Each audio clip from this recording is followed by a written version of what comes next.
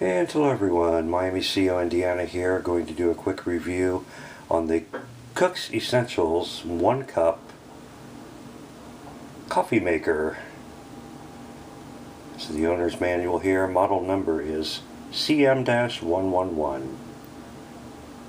And there's the coffee maker. So I'll tell you some things I like about this and some things I don't like about it. This is a Cook's Essential brand. I got this off QVC. I think I paid around $20 for it, give or take a few dollars. I don't remember exactly, but it was around $20. It's a 1 cup coffee maker. It does come with a mug, and that's going to get to the point. One of the things I don't like about the coffee maker real good is the mug they supplied. Looks all stainless steel and nice on the outside. Let me open it here and just show you here. This is a plastic inside, and unfortunately it fits here perfect. Fits with the machine and matches the machine perfectly. I believe this machine comes in different colors too. You can get it in like teal, I think hot pink, and white, black, different colors. I went with the black one. But I don't like drinking coffee out of a plastic tumbler.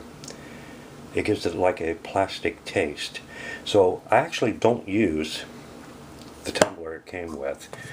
And just to let you know, I normally use a percolator to make my coffee. I'm going to show you that right here. So in the morning, that's what I use to make my coffee. It's a Faber-Rare, I think's how you say it. It is not new, that's for sure. There it focused in. Called the Super Fast, and it really is quick. Probably from the 1970s. That was my mother's percolator, actually. But in the afternoon, sometimes I just want 1 cup of coffee, and you can't make just 1 cup in a percolator. You have to make a minimum of 4 cups when you use a percolator. It just doesn't come out right. So, to get away from using this, which I didn't like, I was hoping to be able to use one of my nice tumblers like this. This is a Polar Camel. Even has my name engraved on it, but because it has the stainless steel, the inside stainless steel, so you don't get that plastic taste. But unfortunately, as you can see, it won't fit. So not an option. I'd have to get something smaller.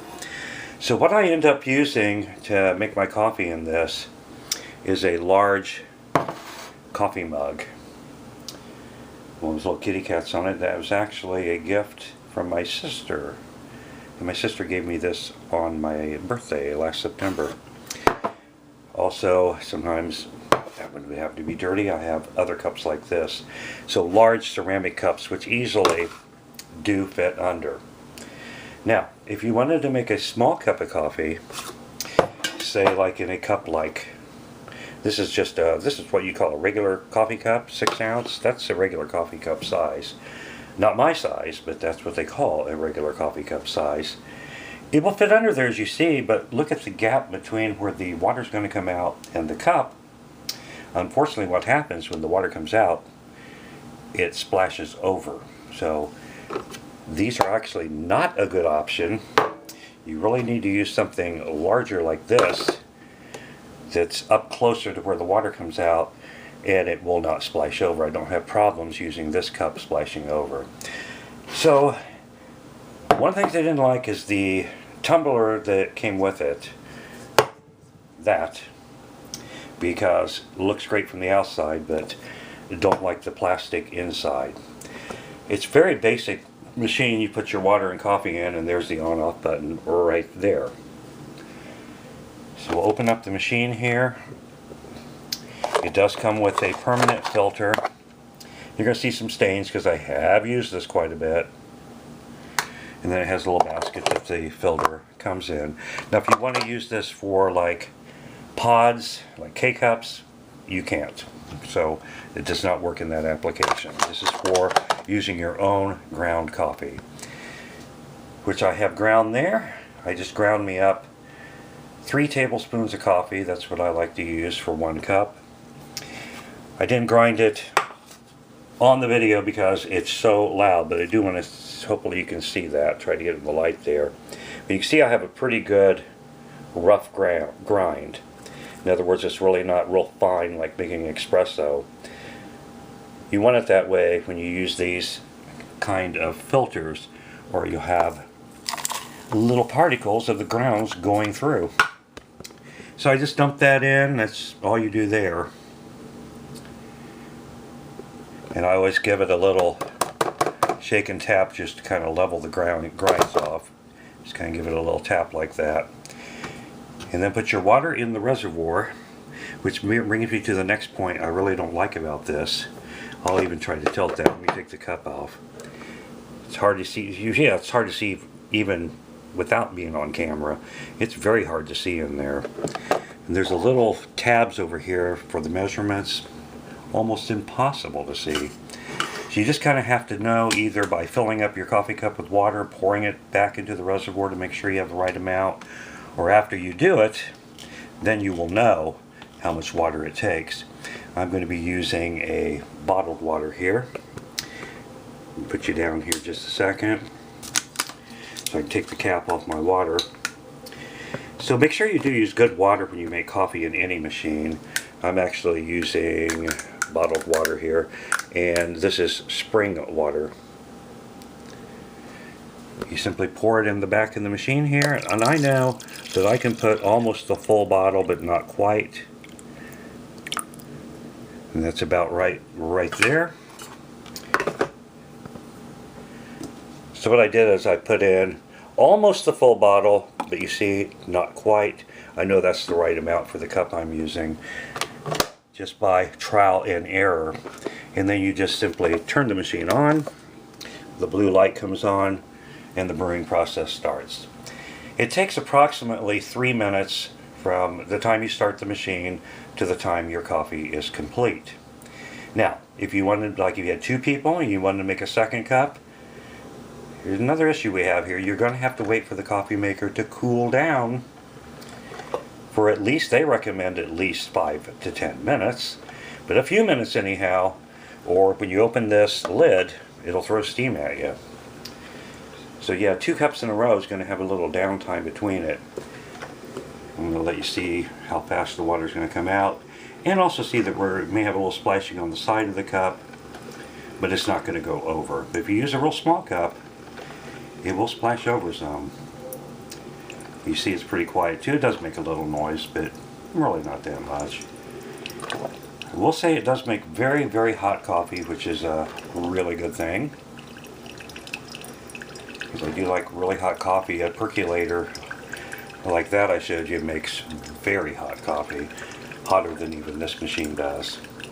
So I have a 1 cup coffee maker again for in the afternoon. I don't want a whole pot of coffee. In the morning I drink 2 or 3 cups, but in the afternoon I just want to pick me up 1 cup of coffee, or maybe after dinner 1 cup. And that's why I have a 1 cup coffee maker. Hoping this one would be good with the mug that they included, but I don't like their mug with the plastic inside. But it's not terrible if you use your own ceramic cup. So here we are brewing away here. You see a little splashing around the side of the cup, but really it's not going over. There's nothing going anywhere around the coffee maker. So it's a cheap one, that's for sure. Maybe a side angle there, seeing the water, the coffee coming out. You see we haven't even got half of it brewed through. But if you want something quiet, this is definitely a quiet machine. Most automatic drips though are. This is like a mini version of a regular automatic drip coffee pot.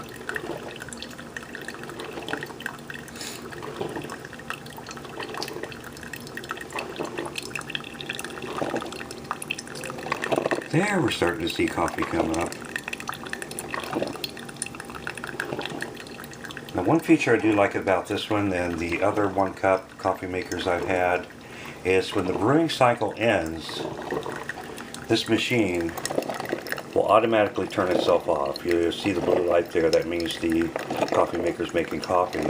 As soon as it's done, it turns itself off, so you never have to worry about your coffee maker being left on. You get in your car, go somewhere, oh, did I turn the coffee maker off? Have you ever had one of those moments? I sure have. It's just a little bit noisier at the end of the cycle. A little bit of steam comes out around the edges there. But you can see it's steaming hot. It does make really hot coffee. It makes good coffee. You just don't like it in the plastic tumbler you gave me. So maybe I can find a stainless steel tumbler that will fit. I do want to say one thing while this is finishing up. If you really did want to use one of these smaller cups, like I told you, it does splash if you leave it down there. You could always put something down there to lift the cup up higher. That would work. It won't do it. The machine doesn't have a lift on it. We're finishing up. That's usually where I end up. That is a big cup. That cup is, I believe, an 18-ounce cup.